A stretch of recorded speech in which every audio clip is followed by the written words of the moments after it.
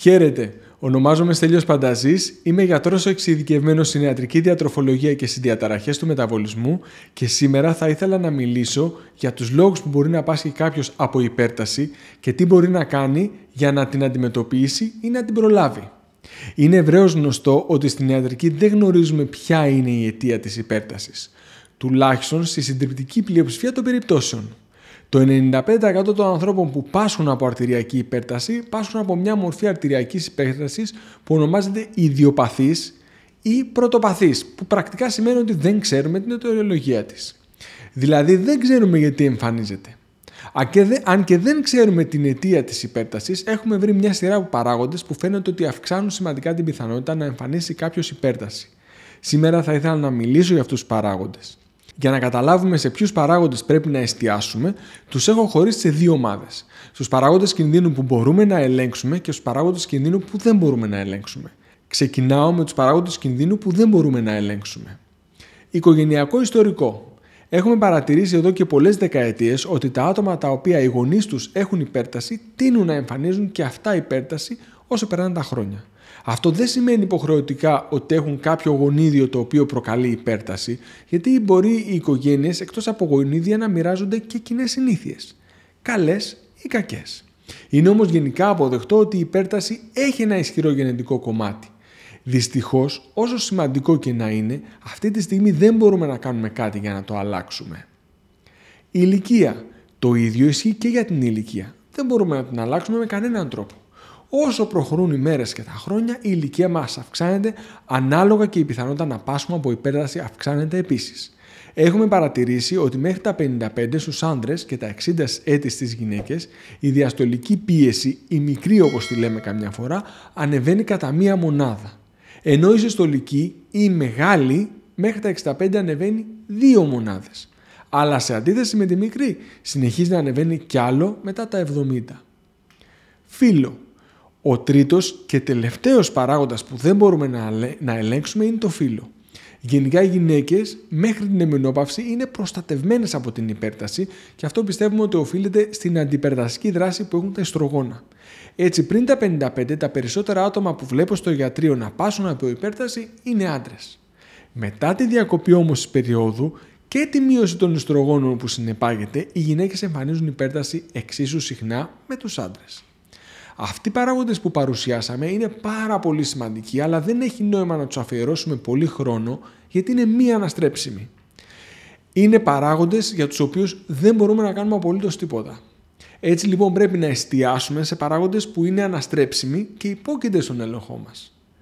Αυξημένο βάρος. Το αυξημένο βάρος και η αυξημένη πίεση πάνε μαζί χέρι-χέρι. Έχει υπολογιστεί ότι αν κάποιος είναι υπέρβαρος, έχει δηλαδή λίγο αυξημένο βάρος σε σχέση με το φυσιολογικό, η πιθανότητα να πάσχει από υπέρταση είναι τριπλάσια. Αν είναι υπαχύσαρκος, η πιθανότητα είναι πάρα πολύ μεγαλύτερη και ανάλογη με το βαθμό της παχυσαρκίας.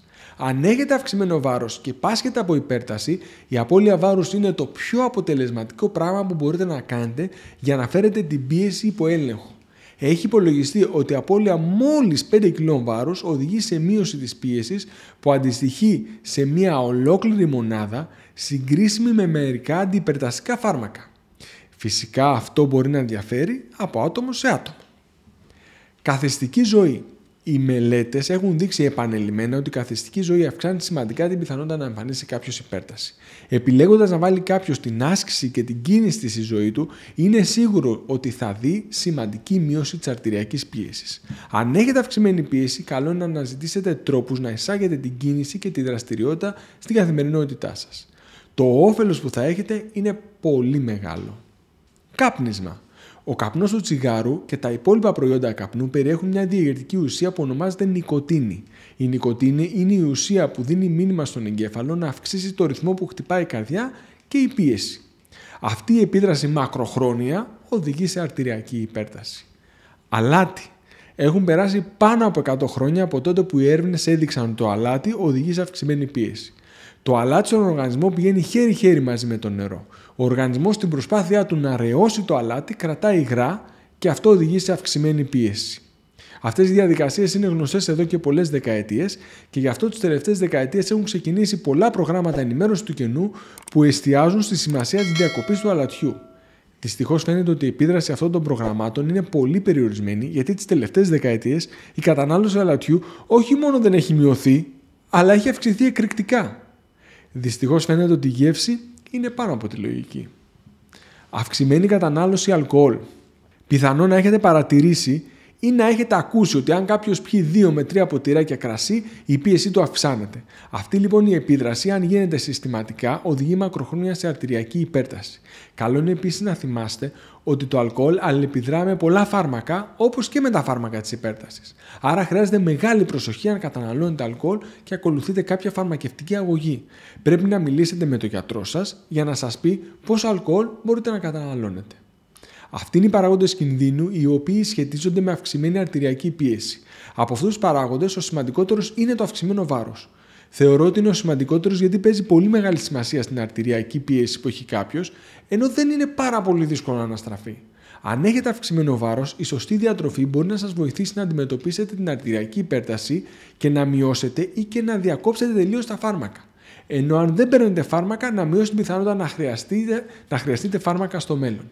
Αν βρήκατε το θέμα ενδιαφέρον, σας παρακαλώ να πατήσετε το κουμπί μου αρέσει, να το μοιραστείτε με άτομα που θα το βρουν ενδιαφέρον και να γραφτείτε στο κανάλι για να σας ενημερώνουμε για μελλοντικά θέματα. Επίσης, μπορείτε να χρησιμοποιήσετε τα σχόλια για να ζητήσετε να παρουσιάσουμε ένα θέμα στο μέλλον.